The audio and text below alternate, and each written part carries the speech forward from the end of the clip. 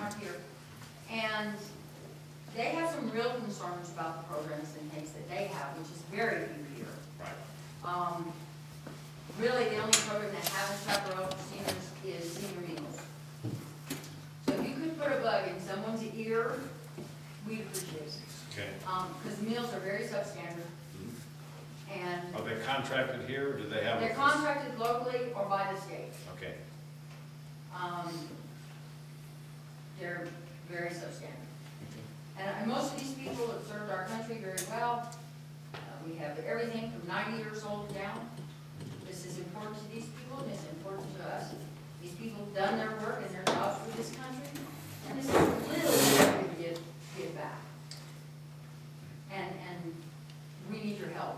Okay. To get this Well, continued. that brings up then the whole question of the budget and the budget cuts, and people are saying that we in Congress, the Republicans, are going to cut the budget for the seniors, cutting Medicare, Medicaid. The truth is that the Medicare funding, Medicaid funding continue to increase. There's never a decrease in them. And then also, the second thing is that they don't apply to seniors over 55. All the programs for seniors over 55 are going to stay in place and actually be funded at a little bit bigger level. Not much, because we've got serious budget problems that we'll get into, and we'll discuss those. Social Security, again, nobody under 55, redesigned for people under 55, but those are quite a ways off. Anybody over just gets the same program that is in place right now. So basically that's it. Yes, sir. Mr. Pearce, I got a question. Involves everybody here in the room. The oil companies have a monopoly, which you know. I mean, all of them put together. There is not a shortage of oil or refined gas. But why hasn't the Congress stepped in and put a cap on them, since they do have a monopoly?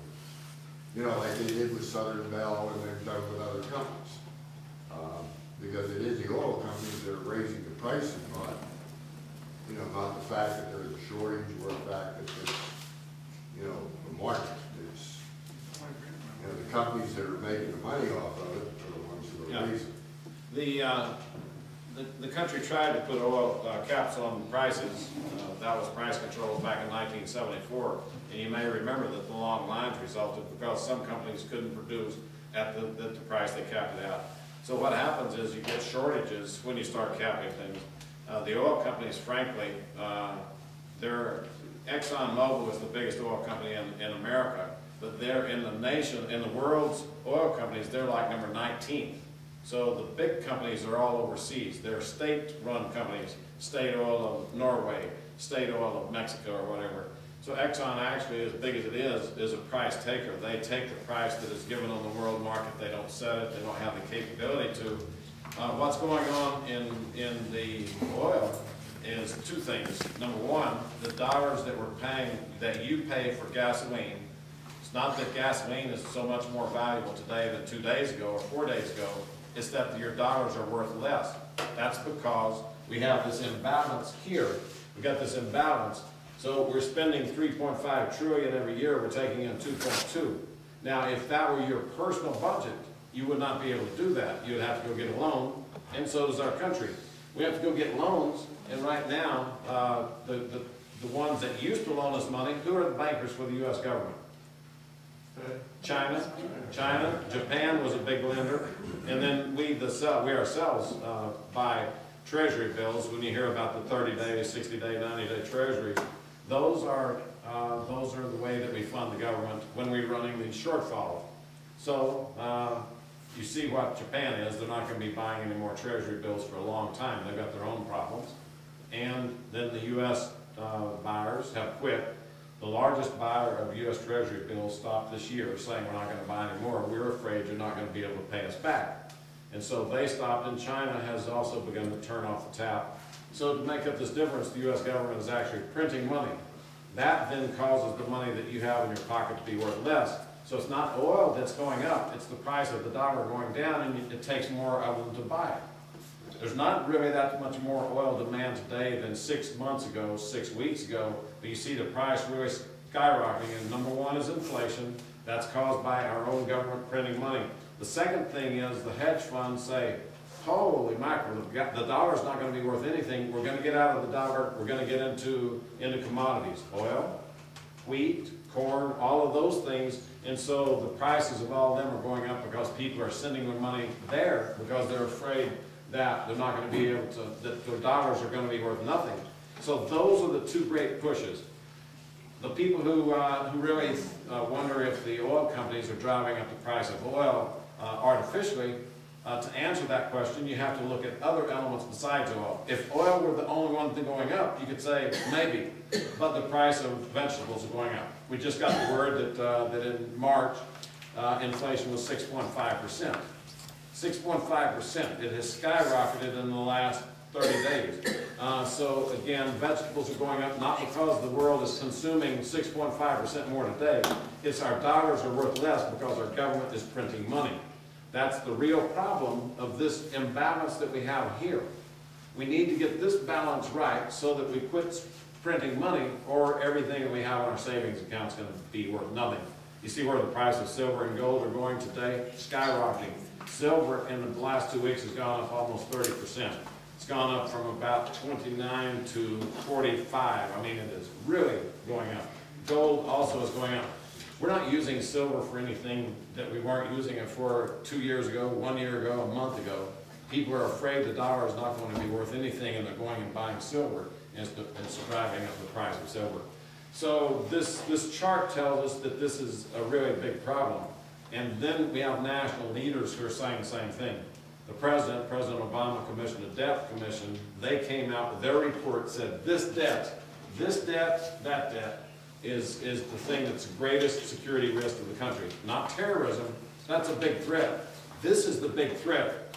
Now, what happens is that when you spend more than you take in, we budget, and we budget knowing that we're going to spend more than we bring in. That's called a deficit.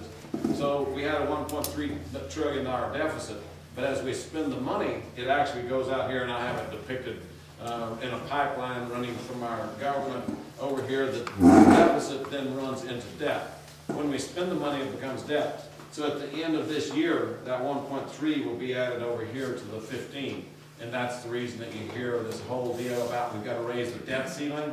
Because before we can take this much debt and choke it down, we've reached our statutory authority for debt. Then we're going to have to raise the debt ceiling, and that's going to be a big fight that's going to come up 2 weeks from now when we get back to Washington. So the deficits go into the debt barrel. This $15 trillion is what we've accumulated since George Washington's time. Up until President Bush, up until Bush 2, we had accumulated about $5 trillion in all of our history. Under President Bush, it went up another 5, and then under President Obama, it's gone up about 4.5. See how it built gradually for 200 years, and now it's beginning to skyrocket. It's because of these accumulated imbalances here. So that's a long answer, but your question is right on point. What's causing the price of everything to go up? Is it greed? Is it whatever? And the greatest forces right now. There's some external cause by Libya, but frankly, it's marginal. There's not been any interruption yet. Plus, they only have 2% of the world's market. They have this much of the world's market. The greatest problem is internally and us printing money. That's the biggest problem. Yes, sir? I realize that politics is about compromise, and when you're in Washington, you have to do a lot of compromise. But having said what you just said, why would you personally vote to increase the debt limit when it just seems to me that we need to stop spending money and start paying down that debt? So Yes. In other words, if that's our limit, then that's our limit. We just need to figure out how to live with our limit and start getting it down. Absolutely. Yeah. So that's what I've told our leadership, that I'm not inclined to vote for the debt ceiling increase unless they can show me significant reforms in the government, a balanced budget amendment, or to stop some huge program of some kind or other, or to restructure the government.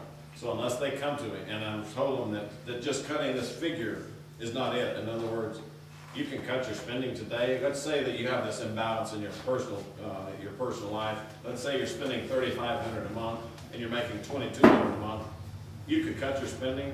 You could stop going out to the restaurant stop having trips out of town and spending money for gas. But next month you could start it back. And the government is the same way, so I'm not very But encouraged. you still have 15 trillion in debt. No. And because of inflation, that interest rates are eventually Yeah. going to go up. Yeah, so, so I'm just telling them that just to see them cut the budget here is not too significant. What I want them to do is see them take away programs that will lower this, and also then they would have to be reauthorized.